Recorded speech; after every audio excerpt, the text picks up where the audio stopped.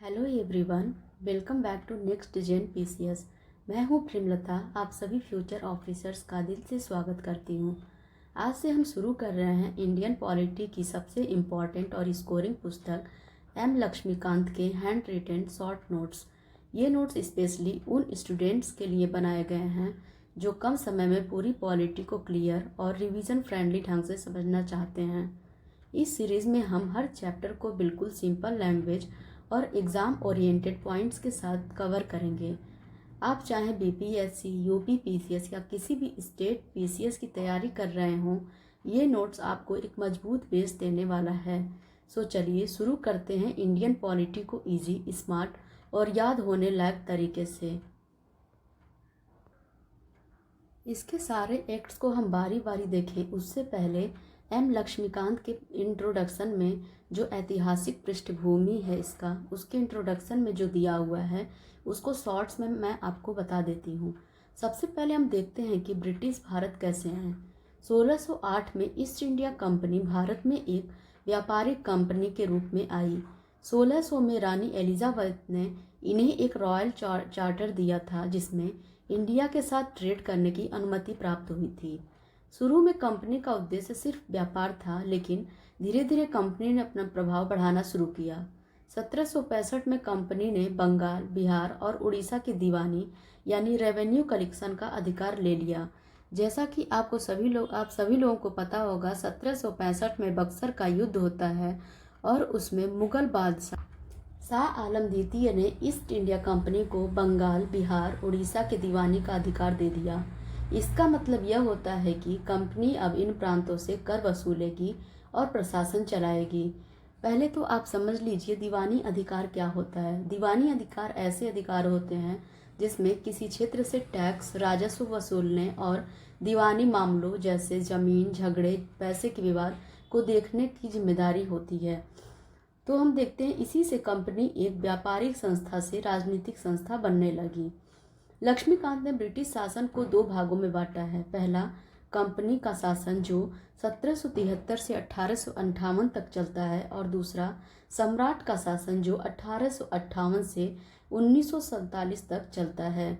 Company का rule 1773 के regulating act से फॉर्मल रूप से शुरू होता है। अगर हम इसको शॉर्ट में समझें या ब्रीफली देखें तो 1773 का रेगुलेटिंग एक्ट पहली बार ब्रिटिश गवर्नमेंट ने कंपनी के कामों में दखल दिया। इस एक्ट के द्वारा, इसी एक्ट से ब्रिटिश पार्लियामेंट ने कहा कि अब कंपनी का काम सिर्फ व्यापार नहीं होगा बल्कि उनके एडमिनिस्ट्रेटिव काम भी नियंत्रित होंगे। 1857 के रिवोल्ट के बाद एक बड़ा बदलाव आया। कंपनी से शासन का अधिकार छीनकर ब्रिटिश क्राउन को दे दिया गया।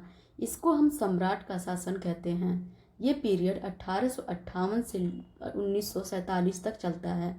1947 में जब हमें स्वतंत्रता मिली और 1950 में हमारा भारतीय संविधान लागू हुआ, तो इस तरह ब्रिटिश पीरियड में से मॉडर्न इंडियन स्टेट का निर्माण होता है।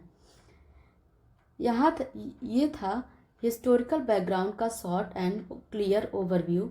आगे के लेक्चर में हम एक्ट बाय एक्ट डिटेल में समझेंगे, बिल्कुल सिंपल तरीके से, एग्ज़ाम ओरिएंटेड पॉइंट के साथ। अगर आपको नोट्स हेल्पफुल लगे तो लाइक, शेयर और सब्सक्राइब जरूर कीजिएगा। तो चलिए बढ़ते हैं आगे की तरफ। मैं इस स्लाइड को पहले जूम कर लेती हूँ। जैसे कि मैं आपको एक शॉर्ट ओवरव्यू में बताई कि जो कंपनी का शासन है वो कब से कब तक रहा। 1773 से लेके 1858 तक रहा। इसमें जो मुख्य एक्ट्स थे, 1773 का रेगुलेटिंग एक्ट, 1781 का संशोधन अधिनियम, 1784 का पिट्स इंडिया एक्ट, 1786 का अधिनियम, 1793 का चार्टर कानून, 1813 का चार्टर कानून, 1833 का चार्टर अधिनियम और 1853 का चार्टर अधिनियम। और जो ताज का शासन था वो 1858 से लेकर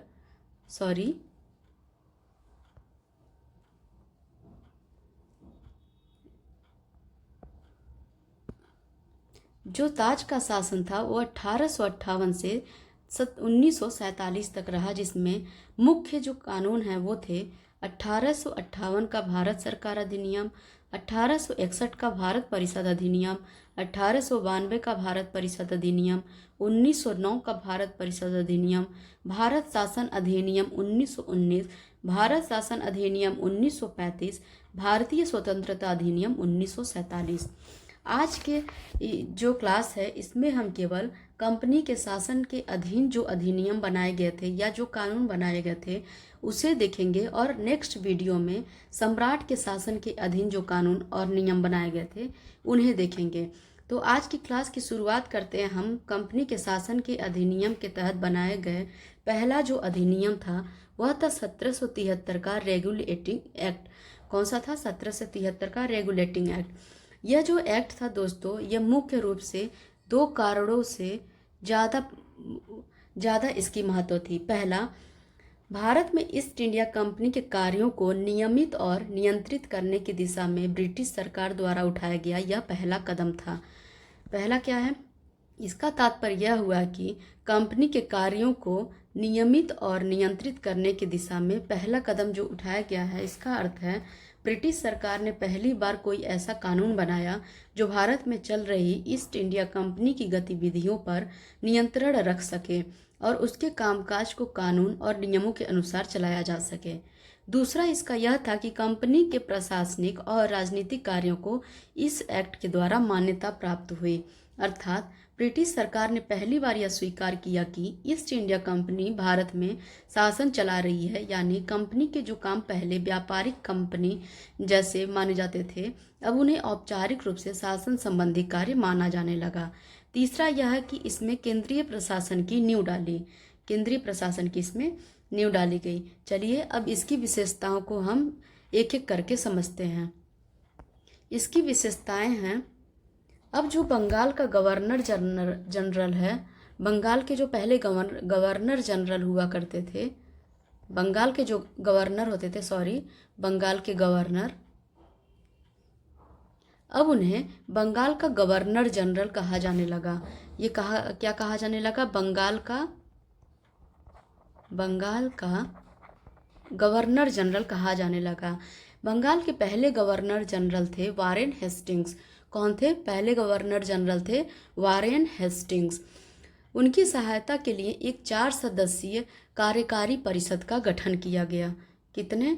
इनकी सहायता के लिए 4 सदस्यीय कार्यकारी परिषद का गठन किया गया। उल्लेखनीय है कि ऐसे पहले गवर्नर जनरल कौन थे? Warren Hastings. ये बात आप याद रखिएगा। दूसरा था, इसके द्वारा बम्बई और मद्रास के गवर्नर बंगाल गवर्नर के अधीन आ गए। ठीक, इसके द्वारा क्या हुआ? मद्रास और बम्बई के गवर्नर बंगाल गवर्नर के अधीन आ गए, जबकि पहले सभी प्रेसिडेंसियों के गवर्नर एक दूसरे से अलग होते थे। पहले क्या होते थे? अलग होते थे। तीसरा इसका जो मुख्य था, इसी एक्ट के द्वारा कलकत्ता में उच्चतम न्यायालय की स्थापना हुई थी। जबकि आप सभी लोगों को पता होना चाहिए कि जो कलकत्ता में उच्चतम न्यायालय की स्थापना हुई थी वो हुई थी 1774 में। कब हुई थी? 1774 में हुई थी।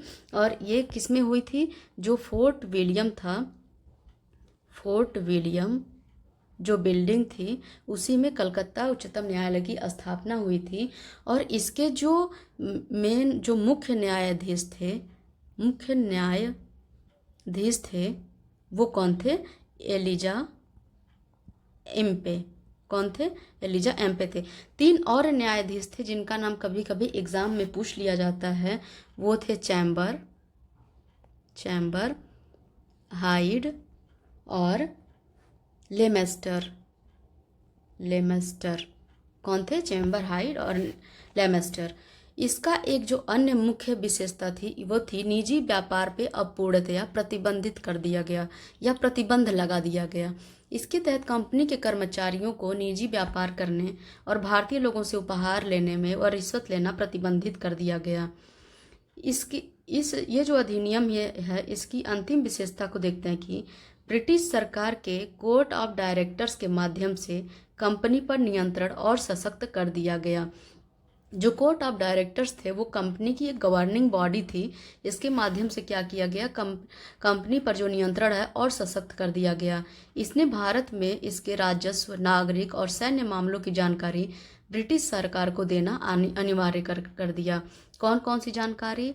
राजस्व, जो कंपनी के राजस्व, नागरिक और सैन्य मामले थे, इनसे संबंधित जितने भी मामले होते थे, अब इसकी जानकारी कोर्ट ऑफ डायरेक्टर्स जो होते थे ब्रिटिश सरकार को देना जरूरी समझने लगे और उनको ये सारी जानकारी देने लगे। चलिए अगला देखते हैं। अब देखते हैं 1781 का संशोधन अधिनियम। कौन सा है? 1781 का संशोधन अधिनियम। 1781 के संशोधन अधिनियम को बंदोबस्त कानून या एक्ट ऑफ सेटलमेंट के नाम से भी जानते हैं। एक्ट ऑफ सेटलमेंट के नाम से भी जाना जाता है। ऐसा क्यों? क्योंकि जैसा कि आप सभी लोगों को पता होता है कि इसने कंपनी के शासन और न्याय व्यवस्था में स्पष्ट व्यवस्था बना दी। यह कानून 1773 में बने कलकत्ता के हाई कोर्ट और कंपनी के अधिकारियों के बीच चल रहे टकराव को सुलझाने के लिए लाया गया था। जो 1773 में इसके द्वारा हाई कोर्ट जो बना था वहाँ पे कलकत्ता में बनाया गया था, इसके अधिकारों और जो कंपनी के अधिकारी थे उनके बीच क्या हो गया था, टकराव उत्पन्न हो गया था। उसी को सुलझाने के लिए ये कानून लाया गया था। चलिए इसकी विशेषताओं को समझते हैं। इसकी पहली विशेषता थी कि यह जो कानून था या यह जो अधिनियम था, गवर्नर जनरल काउंसिल कंपनी के सेवकों को उनके कार्यकाल में किए गए कार्यवाहियों से सर्वोच्च न्यायालय के क्षेत्राधिकार से मुक्त कर दिया। कहने का तात्पर्य यह है कि इस कानून ने गवर्नर जनरल तथा काउंसिल को सर्वोच्च न्यायालय के क्षेत्राधिकार से बरी अथवा मुक्त कर दिया उनके ऐसे कृत्यों के लिए जो उन्होंने पद धारण के अधिकार से किए थे। उसी प्रकार कंपनी के सेवकों को भी उनकी कार्य करने के दौरान की गई कार्यवाहियों के लिए सर्वोच्च न्यायालय के क्षेत्राधिकार से मुक्त कर दिया गया। दूसरा, राजस्व संबंधी मामले सर्वोच्च न्यायालय के क्षेत्राधिकार से बाहर कर दिए गए। देख रहे हैं, इसके जो 1773 में जो भी न्यायालय को अधिकार दिए गए थे, अब उसको धीरे धीरे छीना जा रहा है। राजस्व संबंधी जो मामले थे अब सर्वोच्च न्यायालय के क्षेत्राधिकार से बाहर कर दिया गया। इस कानून के द्वारा क्या किया गया, कलकत्ता के सभी निवासियों को सर्वोच्च न्यायालय के क्षेत्राधिकार में ला दिया गया। इसमें यह भी व्यवस्था की गई कि न्यायालय हिंदुओं के निजी कानूनों के हिसाब से हिंदुओं तथा मुसलमानों के निजी कानूनों के हिसाब से मुसलमानों के बाद या मामले तय करेगी। तो ये इम्पॉर्टेंट हो जाता है। हिंदू और मुस्लिम जो हैं, अब इनके स्वयं के जो कानून थे, हिंदू कानून और मुस्लिम कानून, इन दोनों के हिसाब से अब न्याय उनके साथ करेगी। इस कानून में क्या, इस अधिनियम के द्वारा यह व्यवस्था की गई कि प्रांतीय न्यायालयों की अपील अब गवर्नर जनरल इन काउंसिल के यहाँ दायर हो, न कि सर्वोच्च न्यायालय के पास। कहाँ पे? गवर्नर जनरल इन काउंसिल के वहाँ दायर होगा, न कि सर्वोच्च न्यायालय में। इस कानून में गवर्नर जनरल ने इन काउंसिल को प्रांतीय न्यायालय एवं काउंसिल के नियम विनिमय बनाने के लिए अधिकृत किया। ठीक है, अर्थात इस कानून में गवर्नर जनरल इन काउंसिल को क्या किया गया कि प्रांतीय न्यायालयों एवं काउंसिलों जो कि प्रोविंशियल कोर्ट्स एंड काउंसिल्स के जो नियम बनाने थे उसको क्या कर दिया गया, अधिकृत कर दिया गया। यानी कि गवर्नर जनरल इन काउंसिल्स को और मजबूत कर दिया गया। अगला जो हम एक्ट देखते हैं वो है 1784 का पिट्स इंडिया एक्ट। कौन सा है? 1784 का पिट्स इंडिया एक्ट। 1773 की कमियों को दूर करने के लिए आपको पता है कि 1781 में कानून बनाया गया था जिसे एक्ट ऑफ सेटलमेंट के नाम से जाना गया। क्या, किस नाम से जाना गया? एक्ट ऑफ सेटलमेंट के नाम से जाना गया। इसके बाद एक अन्य महत्वपूर्ण अधिनियम बनाया गया जिसे पिट्स इंडिया एक्ट कहा जाता है, जो 1784 में आया। इसने क्या किया, कंपनी के राजनीतिक और वाणिज्यिक कार्यों को क्या किया, पृथक कर दिया। कंपनी के जो राजनीतिक और वाणिज्यिक कार्य थे उसको पृथक कर दिया। इसी कानून के द्वारा द्वैध शासन व्यवस्था की शुरुआत मानी जाती है। किसमें? 1784 के पिट्स इंडिया एक्ट द्वारा द्वैध शासन व्यवस्था की शुरुआत मानी जाती है। इसमें द्वैध शासन व्यवस्था कहने का तात्पर्य यह है कि जो बोर्ड ऑफ कंट्रोल है वो सीधे ब्रिटिश सरकार के अधीन हो गई। ये जो है सीधे ब्रिटिश सरकार के, ब्रिटिश गवर्नमेंट के अधीन हो गई। ठीक है। कंपनी के सभी राजनीतिक मामलों पर नियंत्रण, युद्ध संधि, विदेश नीति जैसे बड़े निर्णय लेना यानी राजनीतिक अधिकार सरकार के पास चला गया। कंपनी के पास केवल प्रशासनिक और व्यापारिक कार्य ही रह गए। अब कंपनी के पास केवल प्रशासनिक और व्यापारिक कार्य ही रह गए, जबकि जितने महत्वपूर्ण मुद्दे थे जैसे युद्ध संधि, विदेश नीति, ये सब बोर्ड ऑफ कंट्रोल के अधीन आ गए, जो ये सीधे किसके अधीन आती थी? ब्रिटिश सरकार के अधीन आती थी। नियंत्रण बोर्ड जो था ब्रिटिश नियंत्रित भारत में नागरिक, सैन्य, सरकार, राजस्व गतिविधियों का निरीक्षण एवं उस पर नियंत्रण करता था। यही बात हो गई जो मैं आपको पहले बताई हूँ। इस प्रकार यह अधिनियम दो कारणों से अति महत्वपूर्ण हो जाता है। इसमें क्या हुआ? भारत में कंपनी के अधीन क्षेत्र को पहली बार ब्रिटिश आधिपत्य क्षेत्र कहा गया। इसमें कहा गया पहली बार कंपनी के अधीन क्षेत्र को ब्रिटिश आधिपत्य क्षेत्र कहा गया और ब्रिटिश सरकार अब कंपनी के कार्यों पर पूर्ण नियंत्रण रखने लगी। किसके द्वारा? बोर्ड ऑफ कंट्रोल के द्वारा, बोर्ड ऑफ कंट्रोल के द्वारा। ठीक है, समझ में आ गया। चलिए अगला अधिनियम देखते हैं। ये है 1786 का अधिनियम। अब है 1786 का अधिनियम। 1786 में जो है बंगाल का गवर्नर जनरल बन के आया लॉर्ड कॉर्नवालिस। कौन बन के आया? Lord Cornwallis. इसने जो था लॉर्ड कॉर्नवालिस को जो दी गई काउंसिल के निर्णयों के ऊपर अधिभावी शक्ति को, रुकिए बताती, सॉरी थोड़ा मिस्टेक हो रहा है, एक मिनट, हाँ फिर से पढ़ते हैं। 1786 का जो अधिनियम था, इसमें 1786 में जो बंगाल का गवर्नर जनरल बन के आया वो कौन थे? Lord Cornwallis. कौन थे? Lord Cornwallis. जब इन्हें गवर्नर जनरल नियुक्त किया गया तो उन्होंने यह पद स्वीकार करने के लिए दो शर्तें रखी। कितनी? दो शर्तें रखी लॉर्ड कॉर्नवालिस ने। और उनकी मुख्य शर्तें क्या थी? उन्होंने ये डिमांड की कि विशेष मामलों में अपने काउंसिल के निर्णयों को अधिभावी करने अथवा न मानने का अधिकार हो। अतः ये कहना ये चाह रहे थे कि इनकी काउंसिल के जो निर्णय हैं इसके ऊपर इनके निर्णय को रखा जाए। कॉर्नवालिस की डिमांड की थी कि उन्हें सेनापति अथवा कमांडर इन चीफ का पद भी दिया जाए। ये स्वयं को सेनापति घोषित करना चाहते थे और या फिर कमांडर इन चीफ भी कहा जाता है, कमांडर इन चीफ खुद को घोषित करना चाह रहे थे और ये बोलना चाहते थे जो काउंसिल के निर्णय होंगे, जिनके जितने भी सदस्य हैं उनके निर्णय के ऊपर इनके निर्णय को रखा जाए। अब 1793 का एक्ट आता है, चार्टर कानून आता है, जिसमें क्या हुआ कि ये जो 1786 का जो दो मुख्य इनकी शर्तें थी कॉर्नवालिस को, उन्हें ही आगे के जितने भी गवर्नर जनरल बन के आए उनके लिए भी ये नियम लागू किया गया कि गवर्नर जनरल का जो निर्णय होगा अपने काउंसिल के सदस्यों के ऊपर होगा। और इसमें क्या किया गया? व्यापार को अगले 20 वर्षों के लिए बढ़ा दिया गया। अब क्या हुई? जो सेनापति थे, सेनापति अर्थात कमांडर इन जो चीफ थे, अब उनका गवर्नर जनरल काउंसिल के सदस्य होने के लिए अनिवार्यता समाप्त कर दी गई। इसके पहले क्या होता था? जो सेनापति या फिर कमांडर इन चीफ होते थे उन्हें गवर्नर जनरल की काउंसिल में सदस्य होना अनिवार्य था, लेकिन इस एक्ट के द्वारा इसे समाप्त कर दिया गया। अब बोर्ड ऑफ कंट्रोल के सदस्यों का जो उनकी पेमेंट होती थी वो भारतीय राजस्व से उनको दिया जाने लगा। अब उनकी पेमेंट किससे की जाने लगी? भारतीय राजस्व से। अगला एक महत्वपूर्ण कानून इसके बाद आता है, वो है 1813 का एक्ट। क्या है? 1813 का एक्ट। इस कानून ने क्या किया? भारत में कंपनी के व्यापार एकाधिकार को समाप्त कर दिया। इसके पहले क्या होता था कि कंपनी का जो था भारत के व्यापार के साथ एकाधिकार था। क्या था? एकाधिकार। मतलब कंपनी को छोड़कर कोई और भारत के साथ व्यापार नहीं कर सकती थी, लेकिन इस कानून के द्वारा अब इस एकाधिकार को समाप्त कर दिया गया और भारतीय व्यापार जो है सभी ब्रिटिश व्यापारियों के लिए खोल दिया गया। मतलब अब किसी एक कंपनी तक ये सीमित नहीं रह के सभी व्यापारियों के लिए खोल दिया गया। लेकिन यहाँ पे ये है चाय और चीन, चाय के साथ और चीन के साथ क्या किया गया, व्यापार का एक अधिकार बना रहा कंपनी का।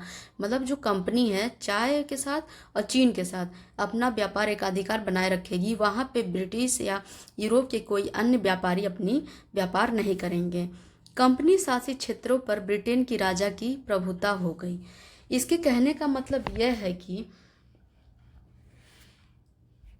इसके कहने का तात्पर्य है कि कंपनी अभी तक जिन क्षेत्रों पर अपनी आधिपत्य जमा रही थी, जिन क्षेत्रों में अपनी प्रभुता प्रकट कर रही थी, अब वो ब्रिटेन की राजा की अब उस क्षेत्र पर प्रभुता स्थापित हो गई।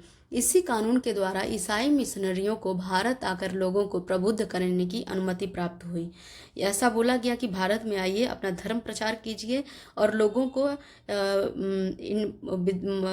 एजुकेट कीजिए। ठीक है, अभी इस कानून के द्वारा पश्चिमी शिक्षा को भी बढ़ावा दिया गया। पश्चिमी शिक्षा को प्रचार प्रसार करने की इसमें व्यवस्था की गई। इस कानून ने भारत की स्थानीय सरकार को क्या किया, व्यक्तियों पर कर लगाने का अधिकार दिया। अगर कोई कर नहीं देता था या भुगतान नहीं करता था, उसमें क्या की जाती थी, उन्हें दंड की भी व्यवस्था की गई। इसके बाद अन्य महत्वपूर्ण कानून आता है, वो है 1833 का चार्टर अधिनियम। बहुत ही महत्वपूर्ण कानून है, आप लोगों को इसे और बहुत ध्यान में रख के एग्ज़ाम ओरिएंटेड होके पढ़ना चाहिए। ये एग्ज़ाम ओरिएंटेड है और ये भी है 1813 का भी, ठीक है, और 1793 वाला भी है, और 1786 को अगर आप थोड़ा बहुत छोड़ तो 1773 वाला भी बहुत महत्वपूर्ण कानून है। चलिए देखते हैं 1833 का चार्टर अधिनियम। 1833 का जो चार्टर अधिनियम है, सबसे पहले इसमें अब भारत का जो पहले बंगाल का गवर्नर जनरल था, अब उसे भारत के गवर्नर जनरल के नाम से जाना जाने लगा। किस नाम से? भारत का गवर्नर जनरल। अब क्या, सभी नागरिक और सैन्य शक्तियों को क्या किया गया, भारत के गवर्नर जनरल में नागरिक और सैन्य शक्तियां भारत के गवर्नर जनरल में क्या किया गया, निहित कर दिया गया। इस प्रकार इस अधिनियम ने एक बार ऐसी सरकार का निर्माण किया जिसका ब्रिटिश कब्जे वाले संपूर्ण भारतीय क्षेत्र पर पूर्ण नियंत्रण था। लॉर्ड विलियम बेंटिक भारत के पहले गवर्नर जनरल थे। कौन थे? लॉर्ड विलियम बेंटिक भारत के पहले गवर्नर जनरल थे। इसने क्या किया कि मद्रास और बम्बई के गवर्नरों को विधायिका संबंधी शक्ति से वंचित कर दिया। किससे? विधायिका संबंधी शक्ति से वंचित कर दिया। बहुत महत्वपूर्ण हो जाता है। भारत के गवर्नर जनरल को पूरे ब्रिटिश भारत में विधायिका के असीमित अधिकार प्रदान कर दिए गए हैं। इसके अंतर्गत पहले बनाए गए कानून को नियामक कानून और बाद में बनाए गए कानून को एक्ट या अधिनियम कहा गया। इसके कहने का तात्पर्य यह है दोस्तों कि अब जो ये प्रांत थे, जैसे कि मद्रास, बम्बई, ये कानून नहीं बना सकते थे। अब देश या प्रांत के कानून केवल जो है बंगाल के सरकार बनाएगी। मद्रास और बम्बई के गवर्नर सिर्फ वही कानून लागू करेंगे जो गवर्नर जनरल की सरकार बनाएगी। ये खुद का कानून अब लागू नहीं करेंगे। अब क्या हुआ, ईस्ट इंडिया कंपनी अपूर्ण तरीके से प्रशासनिक निकाय बन गई। कहने का तात्पर्य यह है कि कंपनी पूरी तरह शासन चलाने वाली संस्था बन गई। कंपनी जिन प्रदेशों पर शासन कर रही थी, जैसे बंगाल, बिहार, उड़ीसा, मद्रास, बॉम्बे, वह क्षेत्र कंपनी की निजी संपत्ति नहीं रही बल्कि ब्रिटिश सरकार की संपत्ति, वो जिम्मेदारी बन गई। ठीक है, इसमें क्या किया गया, सिविल सेवकों के लिए, ये प्रश्न हमेशा पूछा जाता है कि सिविल सेवकों के लिए खुली प्रतियोगिता का प्रयास करने के लिए प्रयास सबसे पहले कौन से कानून के अंतर्गत किया गया। तो आपको पता होना चाहिए कि 1833 के अधिनियम द्वारा सिविल सेवकों के लिए खुली प्रतियोगिता का प्रयास किया गया, लेकिन ऐसा हो नहीं पाया। इसमें कहा गया था कि कंपनी में भारतीयों को किसी पद, कार्यालय और रोजगार को हासिल करने से वंचित नहीं किया जाएगा। हालांकि बोर्ड ऑफ डायरेक्टर्स के विरोध के कारण इस प्रावधान को समाप्त कर दिया गया। बोर्ड ऑफ डायरेक्टर्स ऐसा नहीं चाहते थे कि वो सिविल सेवकों के लिए खुली प्रतियोगिता हो या फिर उनसे भेदभाव नहीं किया जाए, तो उन्होंने क्या किया, इसका विरोध किया और ये नहीं लागू हो सका। फिर हमारा आता है 1833 का चार्टर अधिनियम। ठीक है, देखिए 1793 से 1853 के दौरान ब्रिटिश संसद द्वारा पारित किए गए चार्टर अधिनियमों की श्रृंखला में यह अंतिम अधिनियम था। संवैधानिक दृष्टि से यह अधिनियम एक महत्वपूर्ण अधिनियम था। ठीक है। अब गवर्नर जनरल के विधायी व प्रशासनिक कार्य को पृथक कर दिया गया। पहले क्या होता था, गवर्नर जनरल और उसके जो काउंसिल्स थे, विधायी और प्रशासनिक कार्य अर्थात कानून बनाने का और कानून लागू करने का कार्य दोनों स्वयं करते थे। इससे क्या होता था, उनके ऊपर प्रेशर पड़ता था और इससे क्या होती थी, भ्रष्टाचार और भी मतलब कानून सही रूप से लागू नहीं हो पाते थे। ठीक है। इसके तहत परिषद में 6 नए पार्षद जोड़े गए। कितने? 6 नए पार्षद जोड़े गए, जिसे क्या कहा गया, विधान पार्षद कहा गया। इसे बाद में भारतीय विधान परिषद भी कहा गया। ठीक है। इसे बाद में क्या कहा गया, भारतीय विधान परिषद भी कहा गया, जिसे परिषद की इस शाखा ने छोटी संसद की तरह कार्य किया। इसमें वही प्रक्रियाएं अपनाई गईं जो ब्रिटिश संसद में अपनाई जाती थीं। इस प्रकार विधायिका को पहली बार सरकार के विशेष कार्य के रूप में जाना गया, जिसके लिए विशेष मशीनरी और प्रक्रिया की जरूरत थी। इसने सिविल सेवकों की भर्ती के लिए एवं चयन के लिए खुली प्रतियोगिता का प्रारंभ किया और इसके लिए क्या किया गया, मैकाले समिति 1854 में गठित की गई। 2 इसमें इंपॉर्टेंट है। पहली बात, ये प्रतियोगिता यहाँ पे प्रारंभ हो चुकी है, जबकि 1833 में केवल कोशिश की जा रही थी, जो कि नहीं हो पाई थी प्रारंभ। और दूसरी बात क्या है कि जो मैकाले समिति है, एग्जाम में कभी भी पूछे मैकाले समिति जो है वो कब गठित की गई थी और किस मुद्दे के लिए गठित की गई थी, तो आपको पता होना चाहिए। मैकाले समिति 1854 में सिविल सेवकों की भर्ती और चयन के लिए खुली प्रतियोगिता के लिए प्रारंभ की गई थी। पहली बार इसमें क्या हुआ, केंद्रीय विधानसभा में स्थानीय प्रतिनिधित्व प्रारंभ किया गया। पहले केंद्रीय विधानसभा में स्थानीय प्रतिनिधित्व नहीं था, लेकिन इसमें क्या किया गया, इसमें स्थानीय प्रतिनिधित्व प्रारंभ किया गया। गवर्नर जनरल के परिषद में 6 नए सदस्यों में से 4 का चुनाव बंगाल, मद्रास, बम्बई, आगरा की स्थानीय प्रांतीय सरकारों द्वारा किया जाना था। ठीक है। ये 4 जो 4 ये स्थानीय प्रांतीय सरकार हैं, इनका आप नाम जरूर याद रखिएगा, बंगाल, मद्रास, बम्बई और आगरा। ठीक है। इसने एक अन्य इसकी विशेषता है कि इसने कंपनी के शासन को विस्तारित कर दिया और भारतीय क्षेत्र को इंग्लैंड राजशाही के विश्वास के तहत कब्जे में रखने का अधिकार दिया। लेकिन पूर्व अधिनियमों के विपरीत इसमें किसी निश्चित समय सीमा का निर्धारण नहीं किया गया था। इससे स्पष्ट था कि संसद द्वारा कंपनी का शासन किसी भी समय समाप्त किया जा सकता है। ठीक है। चलिए अब आगे बढ़ते हैं। तो दोस्तों, आज की क्लास में हमने कंपनी के शासन के सभी इम्पॉर्टेंट एक्ट्स को डिटेल में कवर कर लिया, जो कि 1773 से लेके 1853 तक का पूरा ट्रांसफॉर्मेशन हमने समझ लिया। आशा करती हूँ कि आज की लेक्चर आपको क्लियर और हेल्पफुल लगा होगा। अगले लेक्चर में हम स्टार्ट करेंगे एक नए चरण, सम्राट का शासन, जो कि 1858 से 1947 तक है, जिसमें ब्रिटिश क्राउन ने भारत को कैसे शासित किया और कैसे हमें इंडिपेंडेंस तक ले गए, ये सब हम स्टेप बाय स्टेप पढ़ेंगे। तो आप नेक्स्ट क्लास बिल्कुल मिस मत कीजिएगा। Thank you so much for joining next gen PCS. मिलते हैं नेक्स्ट क्लास में। Till then keep studying, keep growing. धन्यवाद।